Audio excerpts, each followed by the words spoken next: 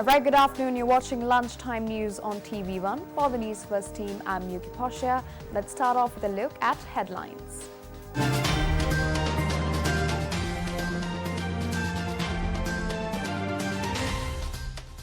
Discussions between the Prime Minister and the opposition leader on several topics, including the economy of the country. Strike launched by MP Venerable Athureliya Ratnathero continues for the fourth day today. Police arrest 3 men for the murder of a doctor living down Blumendal Lane in Kotahena. 3 faculties at the Cardinal University reopened. Arid regions of Pakistan and India clock record temperatures above 50 Celsius as monsoon rains are delayed.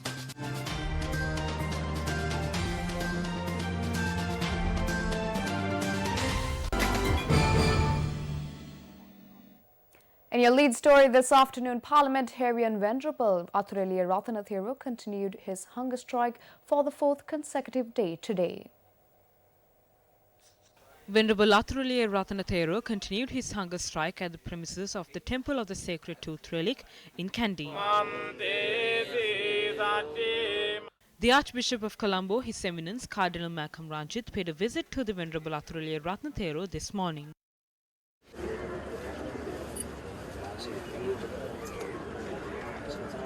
And many people representing various organizations paid a visit to the Thero.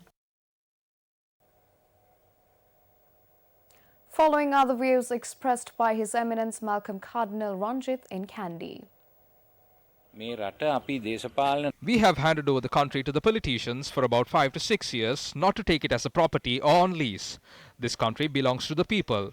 It is a silly thing to give this country to certain forces and countries without the consent of the people. We cannot allow that to happen, however powerful they are. The people, through their mandate, has handed this over to the ministers and the parliamentarians or to the president or the prime minister. What they should be doing is to protect the lives of the innocent people and ensure peace. Meanwhile, 3 more faculties which were closed down at the Cardinal University were reopened today.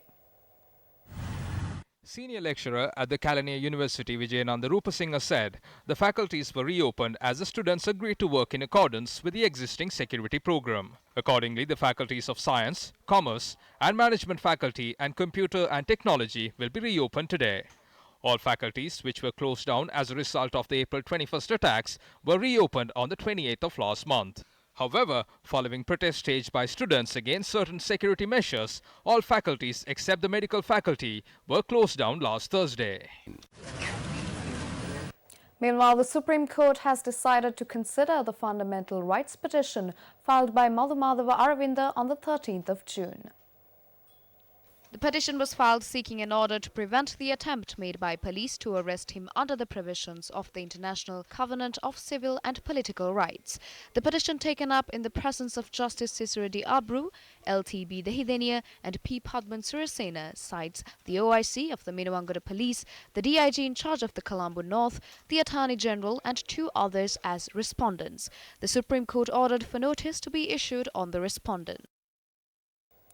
Moving on, police arrested 3 men between the ages of 16 and 20 for the murder of a doctor living down Blumendal Lane, Kotahena, and stealing his property.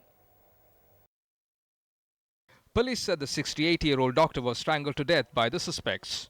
A laptop, mobile phone and several other items stolen by the suspects were recovered by the police. The suspects are detained by the Colombo Crimes Division for a period of 24 hours for questioning after they were produced before court.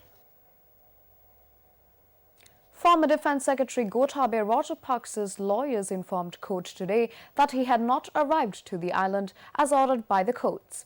According to permission granted by the court, former Defence Secretary left for Singapore for medical treatment on the 24th of last month but was due to arrive back yesterday. The lawyer appearing on behalf of the former Defence Secretary presented reasons before the 3-member High Court on why he had not arrived in the island yet. There it was said that Gotabaya Rajapaksa was due with another medical examination and was unable to arrive in the island as a result. The case is to be recalled on the 19th of November. In some tragic news here at home, one person was stabbed to death in Valavevata in Ambalanthota.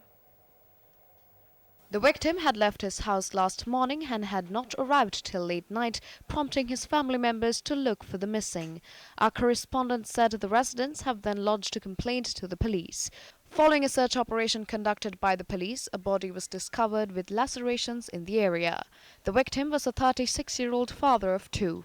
No arrests have been made and further investigations are underway.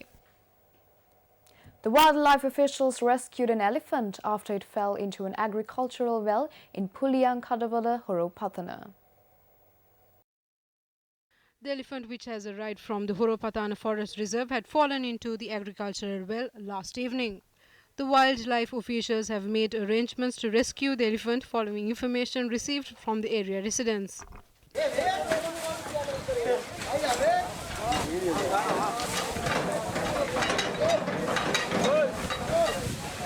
The elephant was rescued with the assistance from the area residents, and the operation lasted for over 3 hours.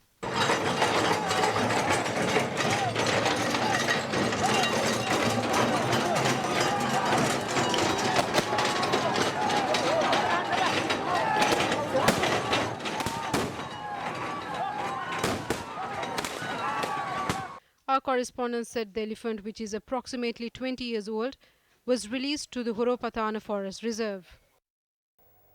Leader of the opposition Mahinda Rajapaksa and Prime Minister Ranil Wickremesinghe met today. The meeting commenced at around 9:30 this morning. Minister Mangala Samaravira and non-cabinet minister Harsha De Silva joined the discussions with the Prime Minister representing the United National Party. MP Zudega Mampila, Dinesh Gunawardana, Bandulu Gunawardana, Susil Premachanta and Gamini Lukuge joined the discussions with the leader of the opposition.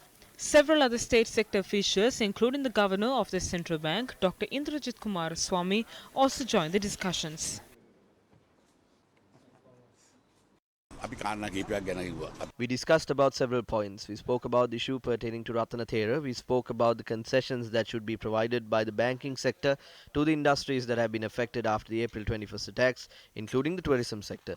We spoke about the injured. We spoke about all of this. We are the opposing camp when it comes to politics. We did not talk about politics. We informed about the concessions package that was granted to the industries that have been affected after the April 21st attacks.